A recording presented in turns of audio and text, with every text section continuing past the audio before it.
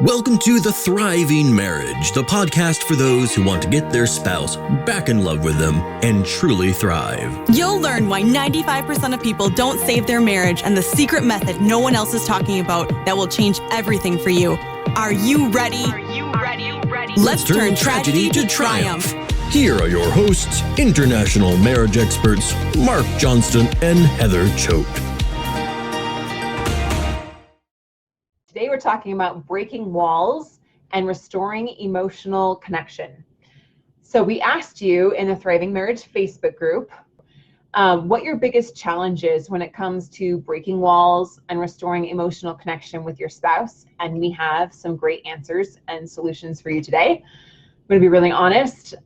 Breaking walls and having an emotional connection is a big challenge. And I know a lot of you are dealing with this on pretty extreme levels. And even in my marriage, it's been really challenging at times.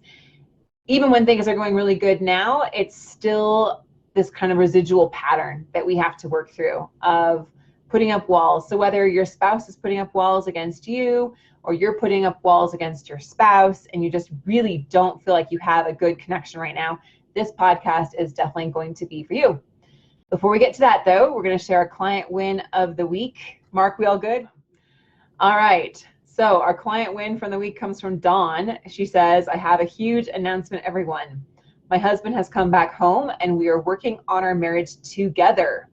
I can say the last 5 months have felt like the longest, hardest, most difficult time in my life. And there were times where I wanted to throw in the towel. I am forever grateful for this program.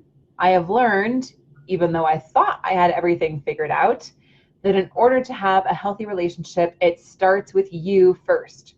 You have to love yourself and learn your triggers to be able to love someone else and to learn effective ways to handle difficult situations. Thank you, Heather, for all your kind and positive support. And thank you, Marc, for leading me through that point where I had to explain and show people where I stand in this marriage.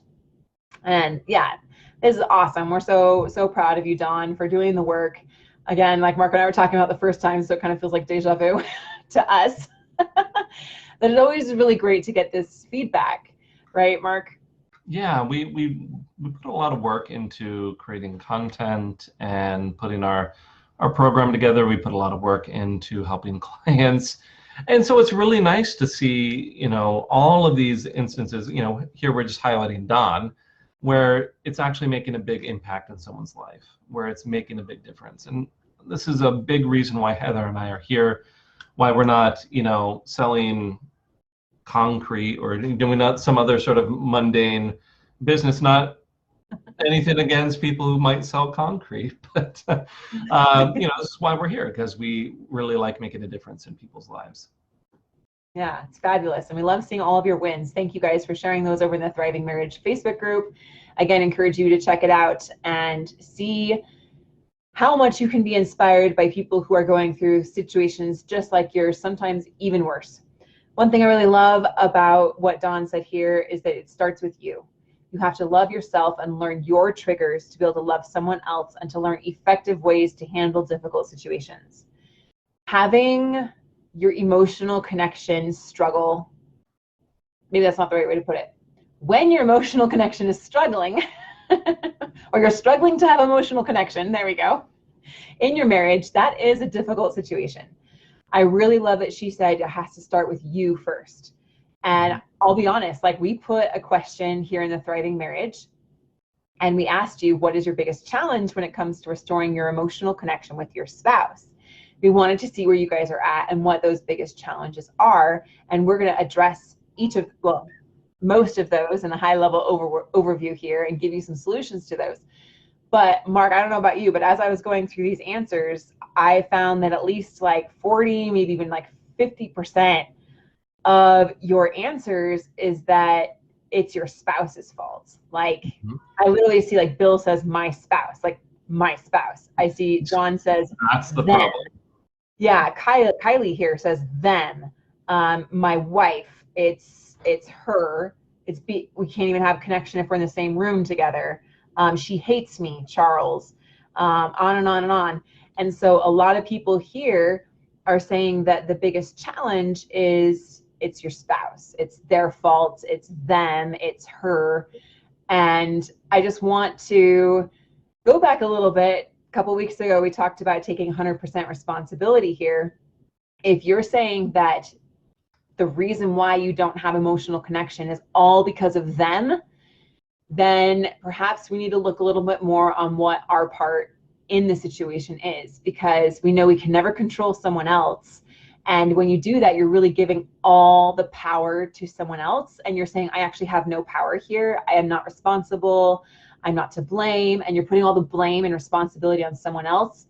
And I want to make sure that we're taking ownership for our part so that we can move forward in healthy ways. Yeah, a big reason why we really emphasize that sort of stance is, sure, there may be things that objectively your partner is doing and it's them.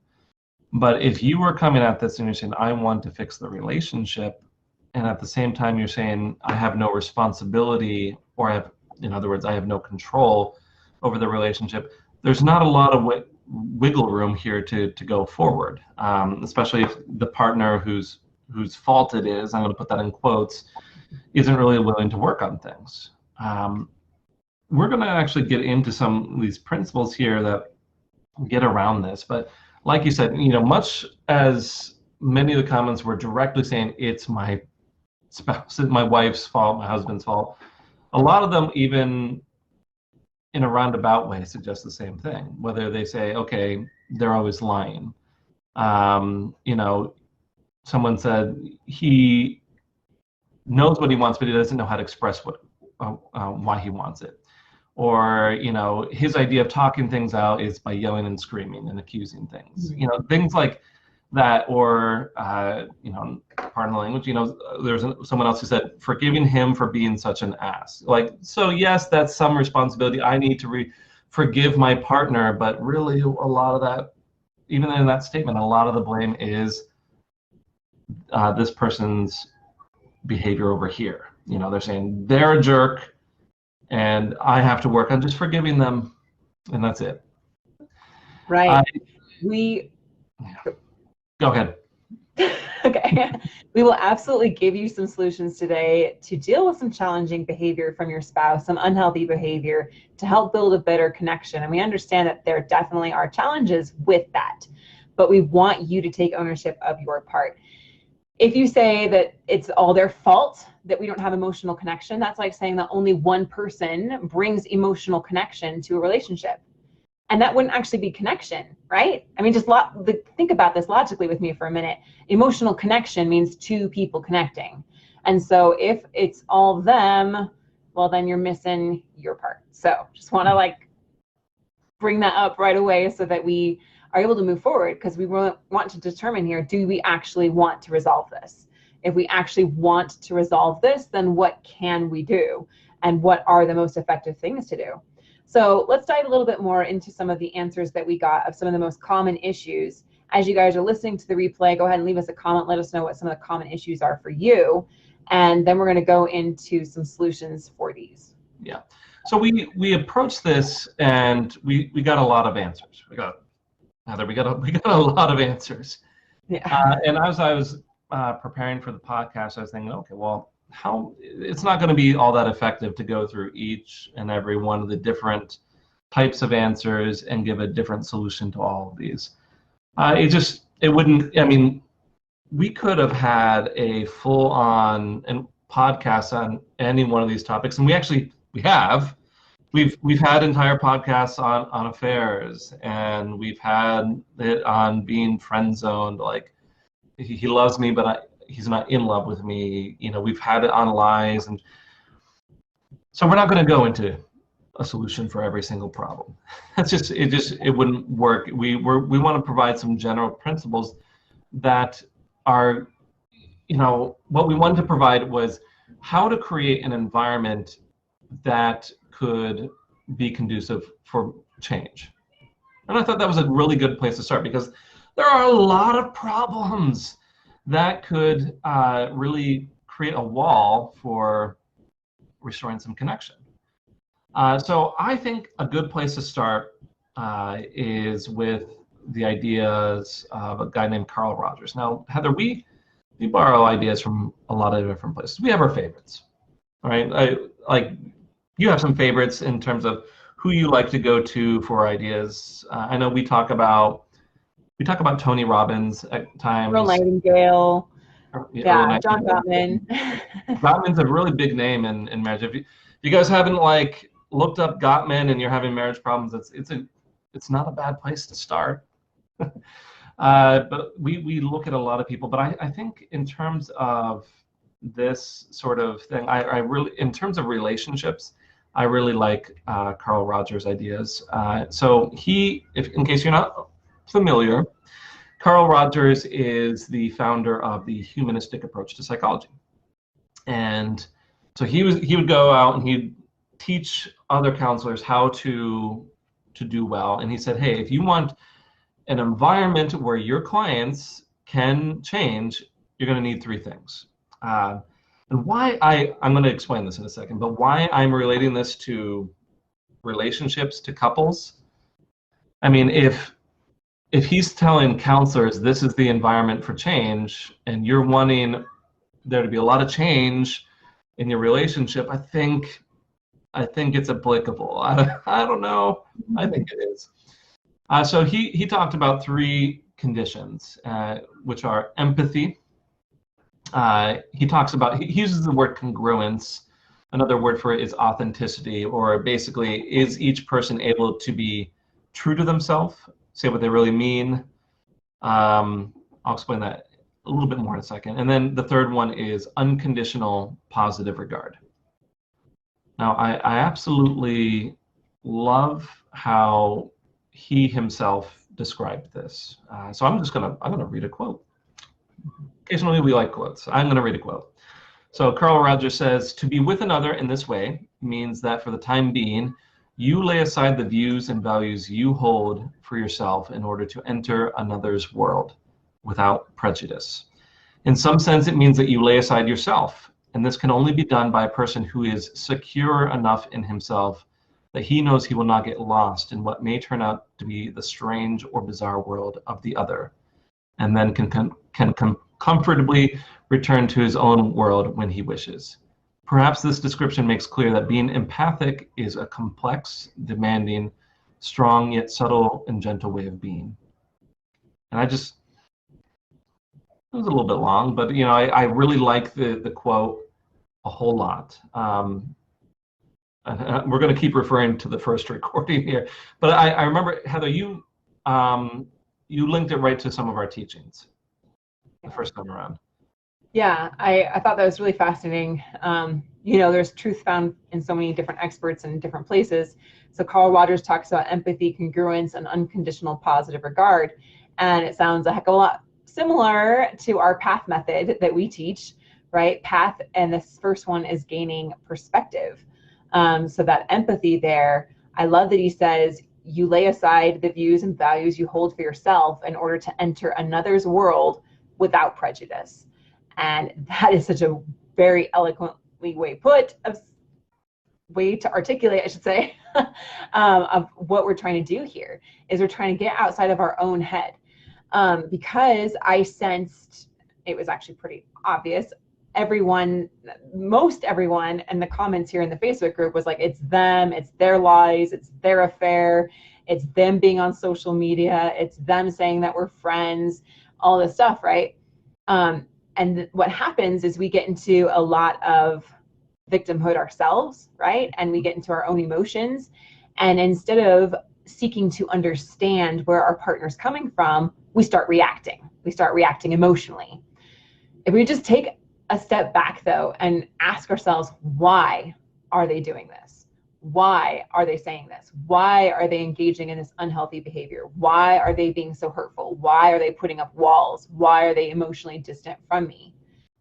We start to open our minds to seeing things from their side, okay? And we enter their other world, and we try to do that without prejudice. Marc, how can someone in a situation as intimate and close as marriage step inside their spouse's head for a little bit and not get like defensive? How can you do it without prejudice? How can you do it in a way that you're just seeking to really understand them? because I think this is a huge thing a lot of people miss. Well, I mean, if we look at some of these obstacles, this would be quite the challenge. I mean, if you're dealing with a partner who's engaged in an affair and is actively hurting you, it's a big challenge to say, okay, let's set aside this pain for just a second, and let's step into their head for a second. A lot of times, the way I approach these sort of things, I understand that most people do not view themselves as the bad guy. I would say in most cases. There's a few instances where someone says, yes, I know I'm doing something wrong. And then there's a but. But I need to do this to be healthy for myself. And even still there's this kind of twinge that I'm doing what I need to do.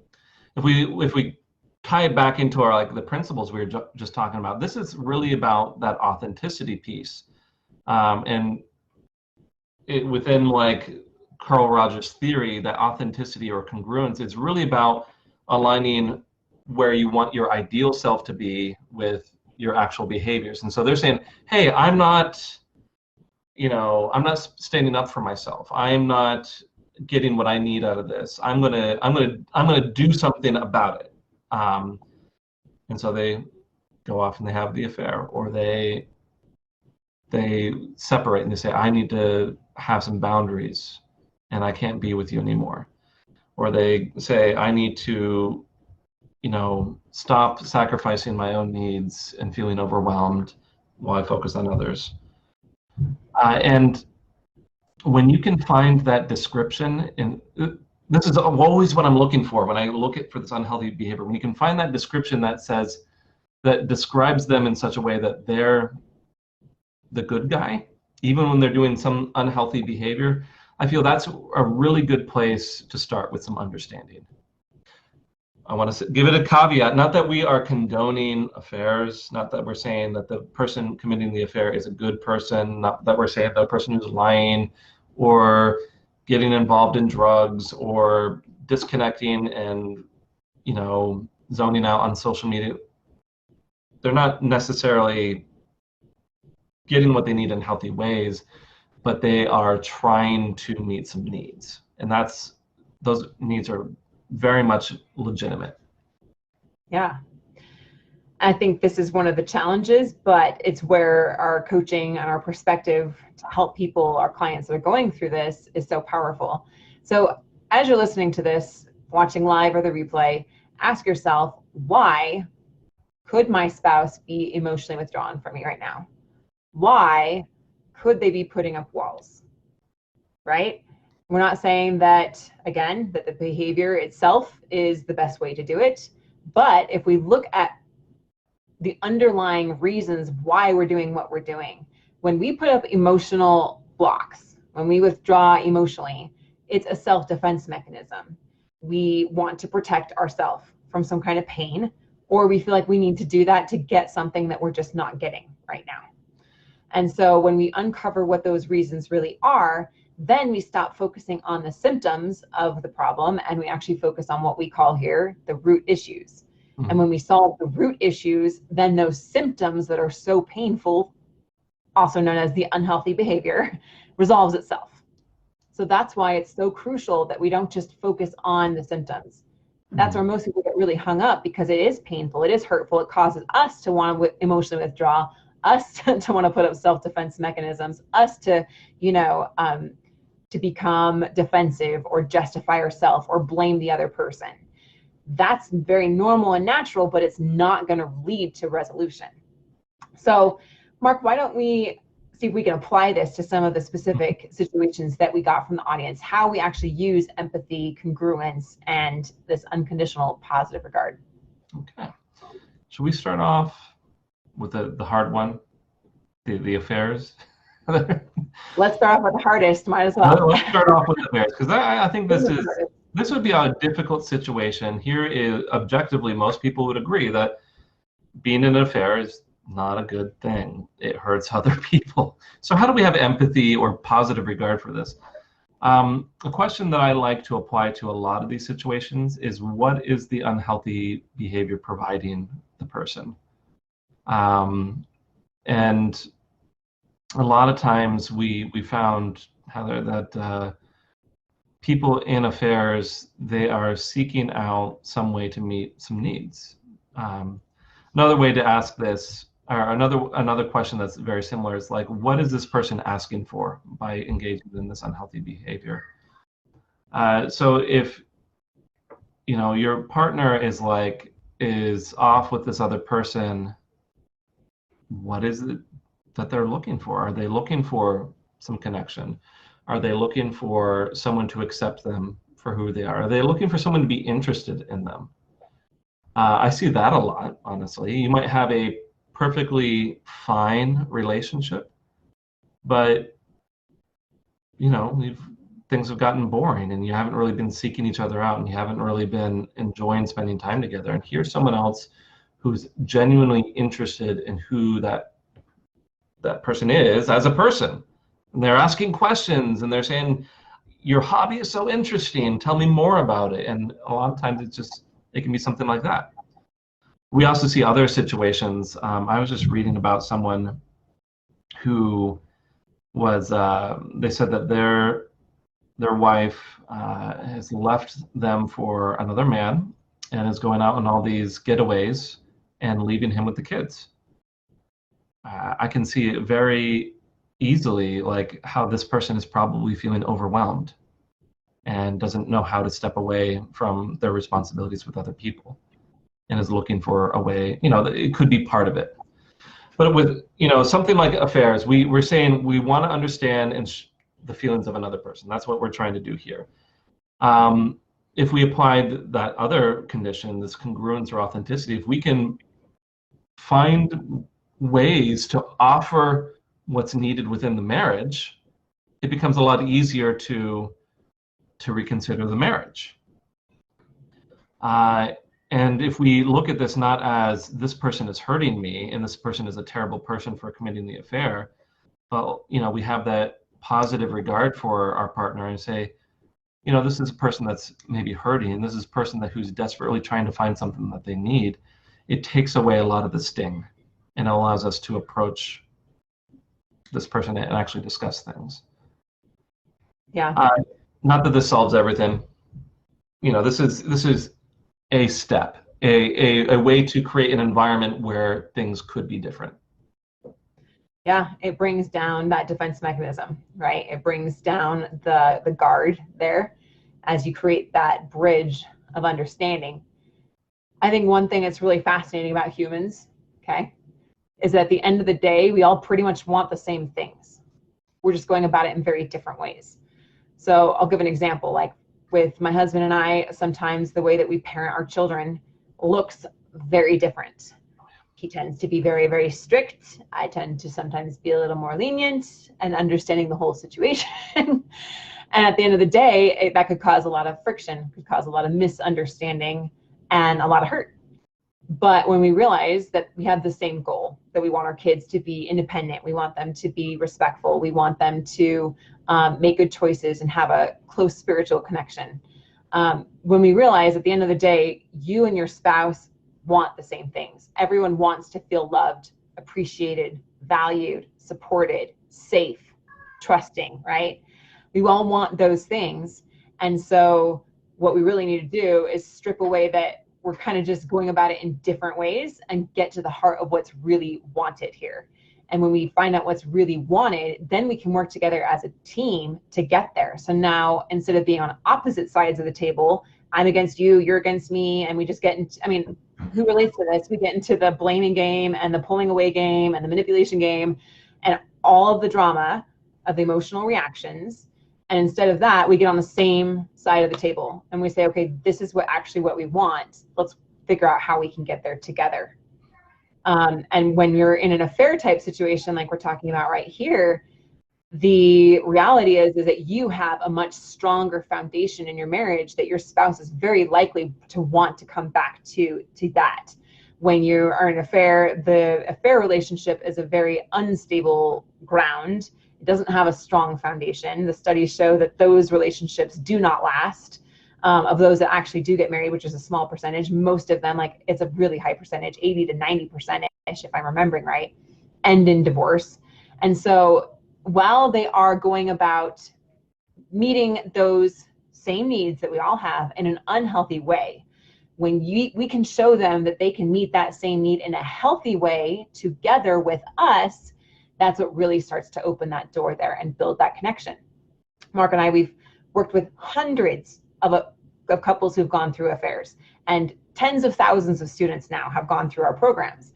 And so we really understand the core reasons why people have affairs and the core steps that people need to take if they want to resolve that affair and have the relationship work out. And it usually, almost always comes down to, I don't feel appreciated. I don't feel like I'm good enough. I don't feel like there's any fun here. I feel overwhelmed. I feel overburdened, all these different things. And so then they try to meet those needs outside the relationship. And then when that partner that wants to work on the marriage with them shows them they can meet them inside the relationship, they are very, very likely to come back and have that be resolved in a really healthy, beautiful way. It at least sets the stage for them to be able to come back. Otherwise, I don't think, you just simply don't have any chances at it. Now, with all this said, we don't want to discount boundaries, self-respect, anything like that. If your partner is causing damage to you, it would not go over well if you are not being, congruent or authentic to yourself. And so this is always part of this as well. Almost always when I've been working with clients, there's almost a predictable arc with as the relationship comes back together.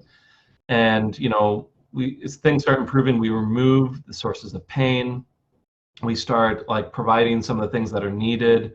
We build up some comfort and trust, and then it plateaus. And almost always the plateau, it's funny because I've gotten to the point where I'm just expected. The plateau is where they get to this point, the partner says, I can recognize that things are different, and I just don't trust that these changes are real. It's almost always because my client hasn't been authentic or congruent with themselves, as in their ideal self isn't actually matching their actual behavior. And so we always shift this more towards, with affairs, this is where we say, okay, let's talk about boundaries much more heavily. Let's talk about how this is going to be more balanced. Let's talk about how you are going to ask them for some security in return for what you're offering. And because you are creating this balance and you're saying, I'm going to be addressing my needs. We're not going to be pushing anyone's needs down or sweeping them under the rug.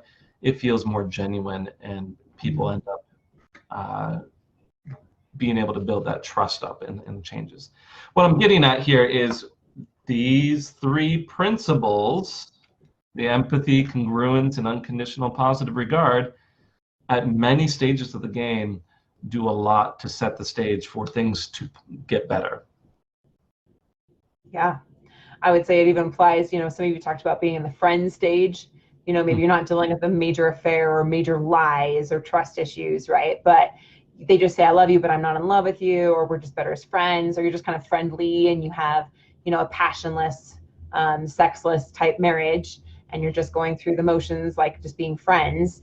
The same thing applies. Why are they just being friends? Why do they not want to be more intimate? What's holding them back? Right? Applying that empathy and then speaking your truth as well, saying what you really would like to have happen in this situation and asking your partner to share the same. And then how can we work together as a team on that? That's really a powerful formula for building that emotional connection. I'm actually remembering an example of this congruence when it was taught many years ago. And because they were talking about how the counselor themselves should be authentic within the session. And they showed us a video clip of this person who was coming into a session quite angry and lashed out at the counselor. And the counselor calmed things down, was very empathic, regarded the person very positively and calmed things down. And then they said, you know, when you lashed out like that and you said this to me, whatever, I can't remember what it was, like, you know what? Honestly, I'm removed enough from this that it wasn't painful, but I can, you know, if we had a deeper connection, that would have been very painful for me to hear something like that. And I found that really interesting, that they made it like in this example when we're looking at like techniques and stuff, that they made it very personal in a safe way. But it was very much about being, you know, allowing for the client to be congruent or authentic, but also being very authentic themselves and providing that feedback. I just found that really fascinating, because like typically like a lot of other approaches, it's very like I'm like an observer and I'm hands off and I'm taking a step back and it's not being very personal at all. Right. A lot of other theories. So I liked that one. Yeah, and we're going to go a little bit more into that congruence, you know, especially when we've got lies going on. And a lot of you mentioned a lot of lies. Maybe they aren't affairs, but they're different types of lying. Even just not being true to our own emotions is a form of lying, right? So, you know, sometimes Ben will come home from work and I'll be like, how was your day? Fine. Is everything okay? Yeah. Like, immediate red flag, like, no, he's not okay. And no, not everything's fine. Right? Which is a little bit a form of lying. But what really happens here is that they aren't able or feel safe enough to open up about their emotions or their desires. Or, you know, maybe they get home and you're like, where were you? And you're suspecting that they're out running around with someone else. You know, we got to think about, are they going to be open to answering that kind of question? So Marc, you had some good examples with that, you know, kind of like drilling our spouse and expecting that this is going to lead to a good result. And really not realizing that we aren't really a safe place for our spouse to open up. Yeah, I always find like the accusation of lies really interesting, and because we assume that, you know, the person is lying because of some sort of fault in themselves, and to a certain extent, yes, like that person, it would be healthier for them to have more trust in the people around them, but quite frequently there's another side to this, like you're mentioning. And, you know, especially with things like something like an affair, and they're coming home, just like you were saying, they're coming home and you're asking, where were they? Is there really an answer there that is going to be satisfying whatsoever? No, because if they tell you the truth and you say, well, I was off with this affair partner, that's a terrible conversation to have. And there's going to be a lot of anger. And if they lie about it, say, no, I wasn't off with this affair partner, well, they've lost again. And there's no room there for that spouse who's, you know, lying frequently to have any sort of win here. It's lacking that unconditional positive regard. It's lacking that ability for partners to be authentic.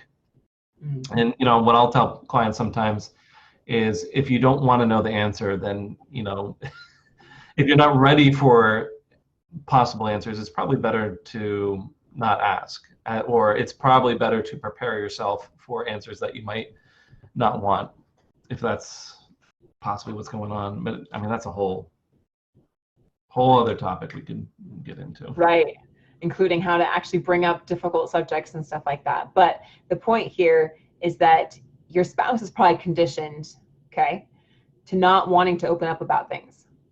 Why is that? Mm-hmm. Well, you could say it's all their fault, or we could also look at the reality that it's partly our fault too. That maybe we didn't receive them sharing openly well in the past. Maybe they wanted to express something that we did that hurt them, and instead we got super defensive and turned it all on them and name called or yelled at them or got really angry or manipulative, you know. And so we taught our spouse that it's not safe to open up to us for whatever reason. And we just got to take ownership of that. So if your spouse really doesn't want to open up to you, if they don't feel comfortable about sharing their emotions or their desires, they don't think it's going to end well, what is my part in that cycle? For me, I had to get really real and sit with that for a while, because that's the pattern that Ben and I have had for years, right? Is he'll just close up. And I have had to look at, okay, where in the past did I not receive him well? Where in the past did I not make him feel safe? Where in the past am I getting very defensive immediately without really listening to understand? Okay. And then when I said, oh my goodness, I'm totally doing those, and I could see all of my part in this cycle, then I could be like, okay, the next time Ben opens up about something, I'm not going to get defensive. I'm going to apply path process, and I'm going to seek to understand and be empathetic without getting defensive myself. You know, it brings to mind the very beginning of that quote there.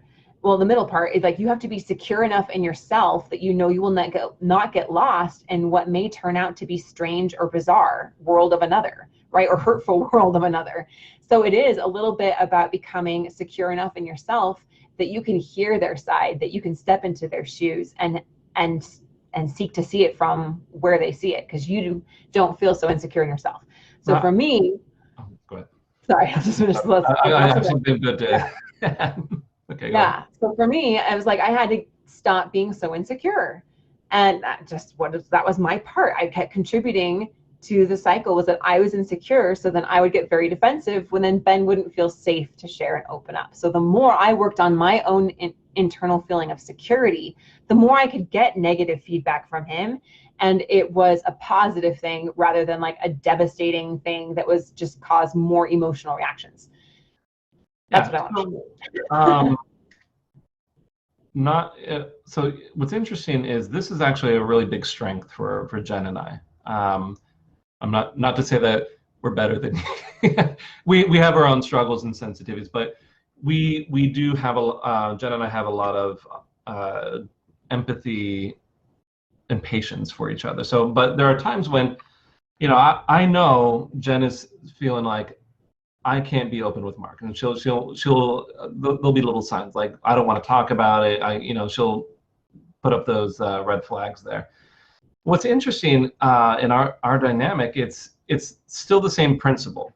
I'm confident enough in my own self, secure enough in my own self that I can enter into her world, and I'll say, okay, what's going on? I don't want to talk about it with you, she'll say. And I'll respond, okay, like, do you not feel comfortable sharing this with me? And she's like, I don't want to talk about it right now. So me being secure in my own self, I can go to her and say, hey, I know that I've listened to you very well in the past, and I would really like to be here for you right now. And but it's okay if you don't. And almost invariably, like if there's that tension there, and one of us comes at the relationship like that, then we always end up talking it out. But like here, it was just like a different sort of example of the same principle, where Jen and I feel very secure in ourselves. So we approach it, we say, I know that I'm approaching this with a lot of understanding. I know that I'm a safe place for you to share these things. I'm going to remind you of that. And it works out really well with that. Now, not everyone is going to be in that sort of position, but it's just a slightly different angle of the same principle. Right. No.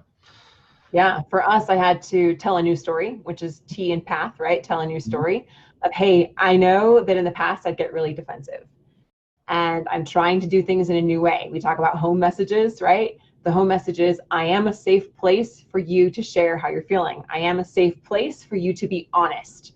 I am a safe place to work through these problems. I am a safe place to have an emotional connection here, right?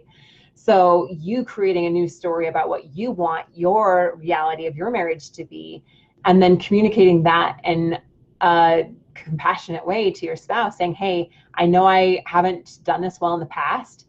I'm wanting to do it better, and I'm wanting for you to feel safe here to open up. Is that something that you can help me with? Is that something you want to work on with me? And as you're just really vulnerable and open like that, that creates that connection and allows for those conversations to open up, and allows your spouse to then open up. And it does take time sometimes if you've had some really unhealthy patterns, to get that going in a positive momentum. But over time, they'll see, oh, she is a safe place. Oh, he does trust me. Oh, I can trust him, right? and then you're able to build that connection. So we have a lot of problems, but I think like what the point we're trying to make here is this is a really good place to start. If you can really inject some of that empathy, that authenticity, or allowing for authenticity from your partner, and you can, inject that unconditional positive regard, you're going to create a situation that is going to be much more conducive for change, for things to shift, and for the relationship to get better. Is that by itself going to solve everything? No. But you have created an environment where you could solve things. And that's the point that we're making, is this is not just the solution by itself, but a good place to start. Yeah, a good place to start to get that door open there to build that emotional connection. Really quick before we go Marriage Mythbuster, I just want to share a quick 5-step process that's helped me be more authentic. We talk about that congruence with myself and with Ben.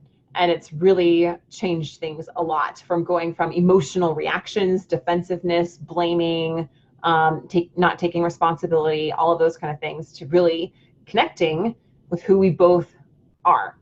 So when I get upset, or I get bothered, or I get fearful, or he pulls away and I don't know why, I go through these 5 steps. I ask myself, like, what am I really upset about and why? And it takes a little bit of awareness to do that. Right? That's not something that we're taught how to do. We are taught how to just react, say the first thing that comes to our mind, just to withdraw, or whatever it is. So what is really bothering me here and why?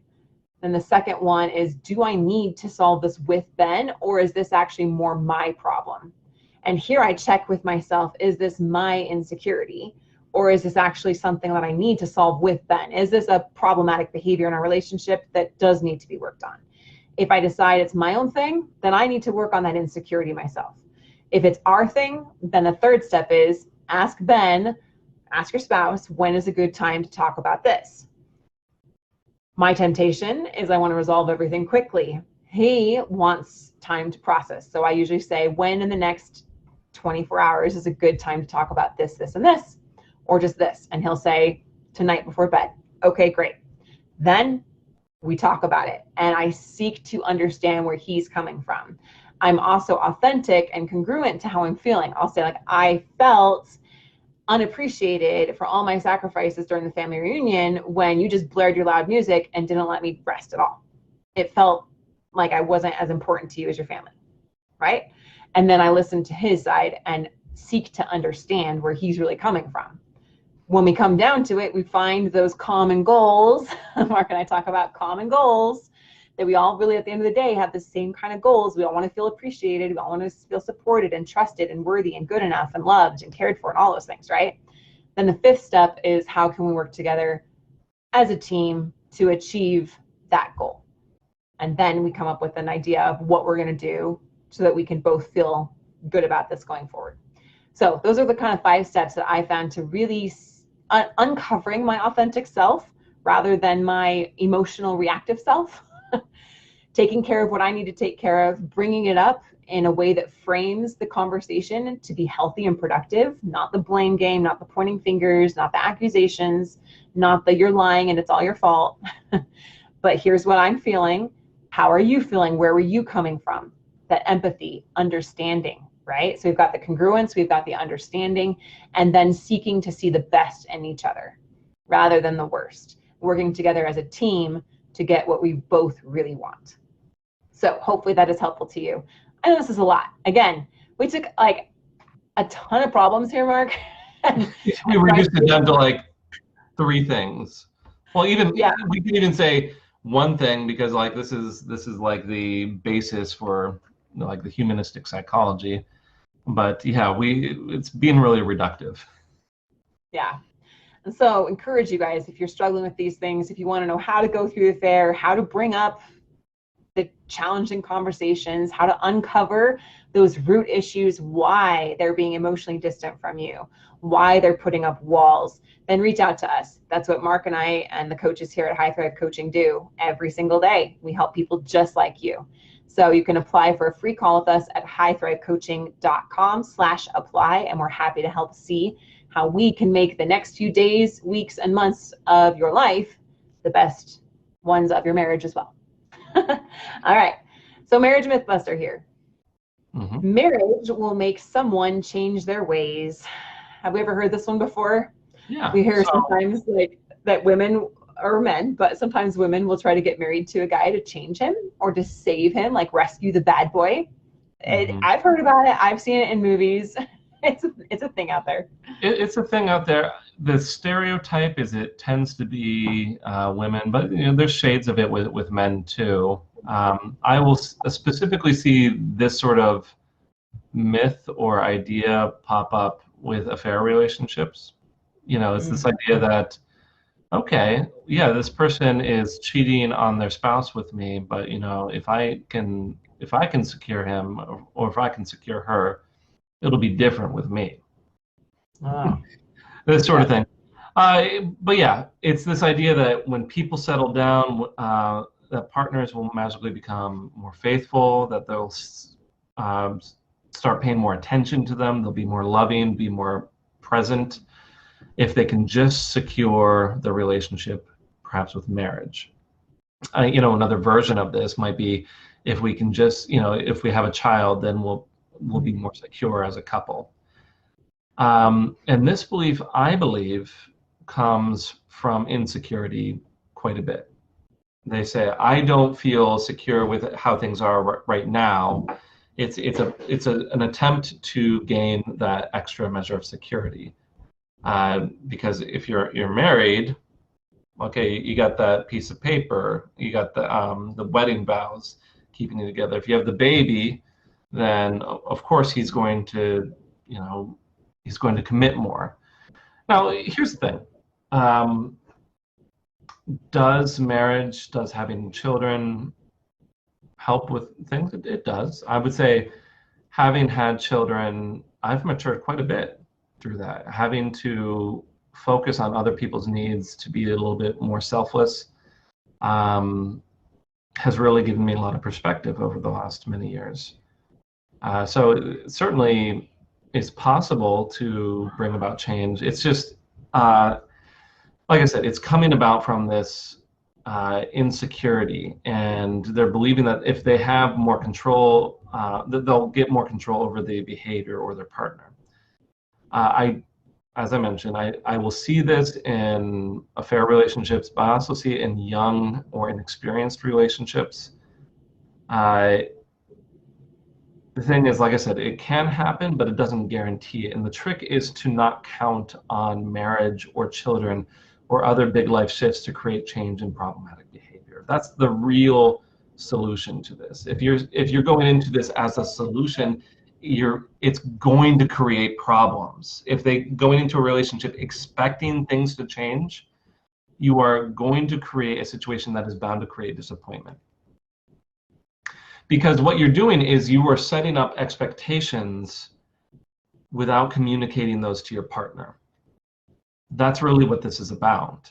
I've said it's about insecurity, but it's about insecurities, but it's also about setting up expectations without communicating them. And this, I see time and time again, many, many times, that sort of environment of not communicating expectations ends up, things fall apart.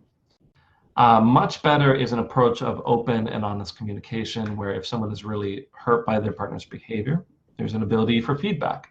If you need more security in a relationship, you'd like to feel closer, more connection. If you're looking for more maturity, more responsibility, there should be room for feedback and support. And that's the much better direction to go with this than say, well, I've got a plan. I'm going to get them to marry me, and then I'll get what I want from them. And I just feel flabbergasted that like that sort of idea comes into people's head, because it does not take into account like the other person, how they feel, their own agency or choice in the matter. It's not a healthy sort of belief. Right. Agreed. And I like the one with the affair, that you think that getting married to you is going to make them not be someone that cheats. We got to be really real.